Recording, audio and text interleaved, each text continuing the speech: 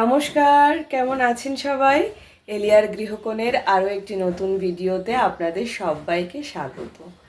আজ বৃহস্পতিবার, আমি একদম সকালবেলা থেকে শুরু করছি। বৃহস্পতিবার আমি না আমার ঠাকুরকে একটু নিজের হাতে যা হোক কিছু একটা বানিয়ে দেওয়ার চেষ্টা করি।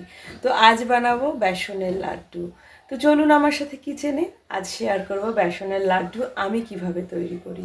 আর আমার ভিডিওটা যদি আপনাদের কোথাও একটুও ভালো লেগে থাকে তাহলে একটু লাইক করে যাবেন আর কমেন্ট করে অবশ্যই কিন্তু জানাবেন। তো চলুন শুরু করি আজকের রেসিপি। এই যে ফ্রাইং প্যান বসিয়ে দিয়েছি, আর এখানে নিয়েছি হচ্ছে একটু কাজু আর নিয়েছি পেস্তা। আমি আমার পরিমাণ মতো নিয়েছি, আপনারা অবশ্যই আপনাদের পরিমাণ মতো নেবেন। এবার নিয়ে নেব একটু বেসন। খুব একটা বেশি বানাবো না, অল্প করেই বানাবো, সেই পরিমাণ মতো কিন্তু আমি বেসন নিয়ে নিচ্ছি।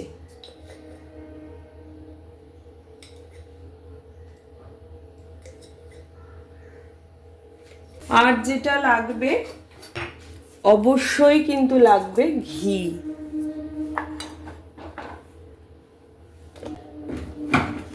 ঘি লাগবে, এলাচ লাগবে, আমি চিনিটাকে ডাস্ট করে নেব। আর নিয়ে নিয়েছি এখানে এই যে চিনি। তো চলুন রান্নাটা শুরু করি।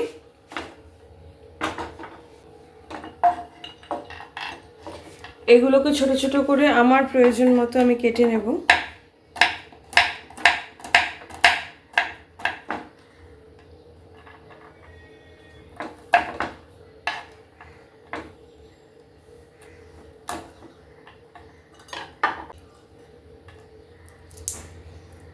ভীষণ ভালো হয় খেতে, মানে এত ভালো কি বলবো। আর খুব তাড়াতাড়ি হয়ে যায়, ভীষণ চটজলদি হয়ে যায়, বাজার থেকে কেনার ঝামেলা থাকে না।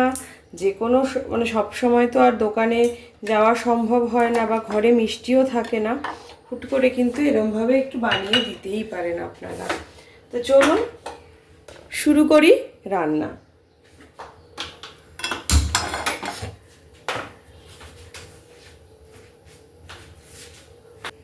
বেসনের লাড্ডুতে ঘিটা একটু যত বেশি করে দেব তত কিন্তু ভালো হবে বাইন্ডিংসটা। দেখতেই পারলেন 2 চামচের প্রায় কাছাকাছি আমি ঘি দিয়েছি, অনেকটা, যেহেতু জমাট বেঁধে আছে তাই অতটা বোঝা যাচ্ছে না। ঘিটাকে আমি পুরো মেল্ট করব।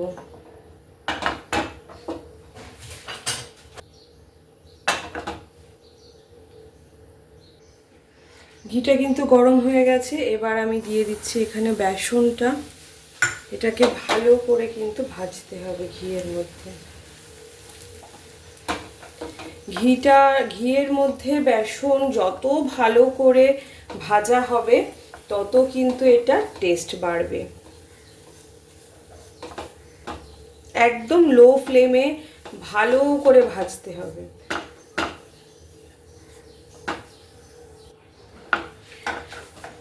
আর একটা কথা, আমি তো অনেকটাই একবারে ঘি দিয়ে দিয়েছি। এবার কি হয়, আমার যেহেতু পরিমাণটা অল্প, বোঝা গেছে অনেক সময় আন্দাজ পাওয়া যায় না, মনে হলো যে ঘিতে হয়ে যাবে, কিন্তু দেওয়ার পরে দেখা যায় যে ঘিটা কম লাগছে।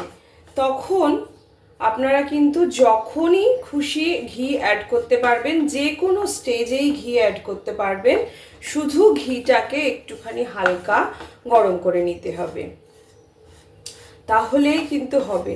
আর দেখুন আমি কিন্তু স্প্যাচুলা দিয়ে পুরো এরমভাবে মিশিয়ে দিচ্ছি, যাতে এই যে কিছু কিছু দানা দানা বলে মানে মনে হচ্ছে, এই যে দানাগুলো, এই যে যে দানা দানাগুলো রয়েছে সেগুলো কিন্তু ভালো করে মিশে যাবে।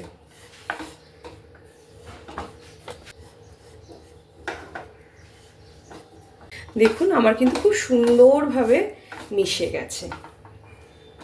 এবার এই পোর্শনে আমি কিন্তু চিনি অ্যাড করব, যার যতটা লাগবে। এই যে একটু বেশি করেই দেব, অসুবিধা নেই। মিষ্টি তো একটু মিষ্টি মিষ্টি হলে কিন্তু ভালোই লাগে খেতে।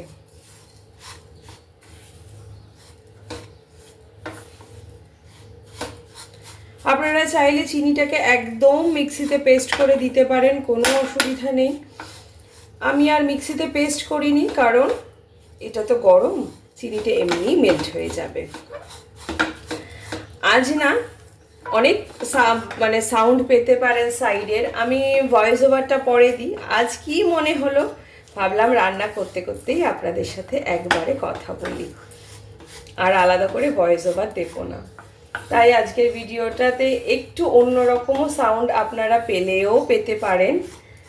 তো এই যে দেখুন, এই পোর্শনে কিন্তু আমার সুন্দরভাবে মেশানো হয়ে গেছে। এবার কি করব, আমি এটাকে না এভাবে রাখবো না, চিনিগুলো গলেনি, চিনিগুলো গলে যাবে, কারণ এখনও আমার এটা গরম রয়েছে। তো আমি কি করব, এটাকে না একটা প্লেন পাত্রে নামিয়ে নেব। তার আগে এখানে আমি একটু ঘি দিয়ে নেব, ঠান্ডা পাত্রে নামিয়ে নেব, তাহলে ইজি হবে। ভালো করে আমি ঘি দিয়ে এর গায়ে লাগিয়ে নিয়েছি। এই যে এই পোর্শনে আমি ঘিটাকে ভালো করে তো মাখিয়ে নিয়েছি, এবার এটাকে নামিয়ে দেব। যদি এই পাত্রেই রেখে দেন, রান্নার পাত্রে, তাহলে কিন্তু বেসনটা জ্বলে যাবে। যেহেতু পাত্রটা গরম, সেই জন্য এটাকে অন্য একটা প্লেটে নামিয়ে নিলাম। এবার এখানে ভালো করে আমি স্প্রেড করে দেব, যাতে একটু ঠান্ডা হয়ে যায়, আর আমি এটাকে ভালো করে হাতের সাহায্যে বানাতে পারি। এই যে ছড়িয়ে দিলাম ভালো করে। চিনিগুলো কিন্তু সমস্ত মেল্ট হয়ে যাবে, চিন্তার কোনো কারণ নেই, আমারগুলো অনেকই মেল্ট হয়ে গেছে। আর যদি আপনারা পাউডার চিনি দিতে চান, তাহলে তো কোনো অসুবিধাই নেই, দিয়ে দেবেন। এই পর্যায়ে আমি অল্প একটু দেব কিন্তু এলাচের গুঁড়ো। আমার বাড়িতে না কেউই এলাচ খায় না তেমন, জানেন তো, সেই জন্য আমি একটু কমই দিলাম। এবার এটা ঠান্ডা একদম হয়ে গেছে, হাতের সাহায্যে সুন্দর করে মেখে নেব। এবার এটাকে ভালো করে কিন্তু লাড্ডু আকারে পাকিয়ে নেব। আপনারা চাইলে এটাকে যেমন খুশি শেপ দিতে পারেন। আমি যেহেতু লাড্ডু বানাচ্ছি, বেসনের লাড্ডু, সেই জন্য এটাকে এইভাবে গোল গোল করে পাকিয়ে নিচ্ছি। তো হাতে একটু এই যে ঘি দিয়ে নিয়েছি, অল্প একটু ঘি দেব যাতে লেগে না যায়। এই যে তারপরে কিন্তু করে নিয়েছি গোল গোল করে। সাইজ আপনাদের ওপর নির্ভর করছে, আমি যেহেতু ঠাকুরের জন্য বানাচ্ছি তাই ছোট ছোট করে বানাচ্ছি। আর বেসনের লাড্ডুটা একটু ছোট ছোট ভালো লাগে, দেখতেও বেশ ভালো লাগে কিন্তু। আর ভীষণ অয়েলি হয়েছে, যেহেতু ঘিটা দিয়েছি না অনেকটা পরিমাণে, তাই কিন্তু বেশ দেখে বুঝতেই পারছেন কীরকম অয়েলি অয়েলি লাগছে, আর খেতেও কিন্তু অসাধারণ হয়। এইভাবে একবার ট্রাই করে দেখবেন, ভীষণ ভালো লাগে। আর জানেন তো, নিজে হাতে বানিয়ে ঠাকুরকে ভোগ দেওয়ার মধ্যে একটা আলাদাই তৃপ্তি। আর এই যে ছাঁচটা দেখছেন, এটা না আমি মেলা থেকে নিয়েছিলাম, এই রকমের অনেকগুলো ছাঁচ নিয়েছিলাম। তো সেই ছাঁচের ওপরেই ঘি ভালো করে একটু লাগিয়ে নিয়ে তারপরে এবার এই বেসনটার ওই মিক্সচারটা দিয়ে এবার আমি এটাকে তুলব। ভীষণ সুন্দর একটা শেপ আসবে। সেই জন্য শুধু যে লাড্ডু বানাচ্ছি বলে যে শুধু লাড্ডুই বানাবো তা কিন্তু নয়, একটু অন্যরকমও একটা বানালাম। রেখে দেবো, যেহেতু আমি এটা ফ্রিজে না বেশ কয়েকদিন এটা স্টোর করে থাকবে। তো আমার তো গোপাল আছে, গপুকে এক এক দিন এক এক রকমের খেতে দেবো, রোজ দিন লাড্ডু দিলে ও বোর হয়ে যাবে, সেই জন্য এই রকম করে দুটো বানিয়ে নিলাম, আর বাকি লাড্ডুই বানাবো। যেহেতু আমি আজকে লাড্ডুর রেসিপিটাই শেয়ার করছি, তাই আমি লাড্ডু বানালাম। এই ছাঁচে আপনি কিন্তু নারকেলের পুর দিয়ে যে আমরা নাড়ু বানাই, সেটা দিয়েও বিভিন্ন রকমভাবে কিন্তু বানিয়ে নিতে পারেন মিষ্টি। তো এই যে আমার কিন্তু এক এক করে দেখুন লাড্ডু একদম রেডি হয়ে গেছে, আর শেপটা ছোট্ট ছোট্ট রেখেছি দেখতে যাতে ভীষণ ভালো লাগে। এরপর এর ওপর দিয়ে আমি ড্রাই ফ্রুটস দিয়ে দেবো, আপনাদের যা মনে চায় আপনারা সেভাবেই এটাকে গার্নিশ করবেন। আমি একটু পিস্তা আর একটু কাজু দিয়ে এটাকে দিচ্ছি। আর একটুখানি ওই যে আলমন্ড কুচি করে দিয়েছি। তো আজ এই অবধি, আবার দেখাবে অন্য কোনো দিন অন্য কোনো ভিডিওতে। ততক্ষণ পর্যন্ত আপনারা সবাই ভালো থাকবেন, সুস্থ থাকবেন, আনন্দে থাকবেন। আর অবশ্যই কমেন্ট করে জানাবেন বেসনের লাড্ডুটা আপনাদের কেমন লাগলো।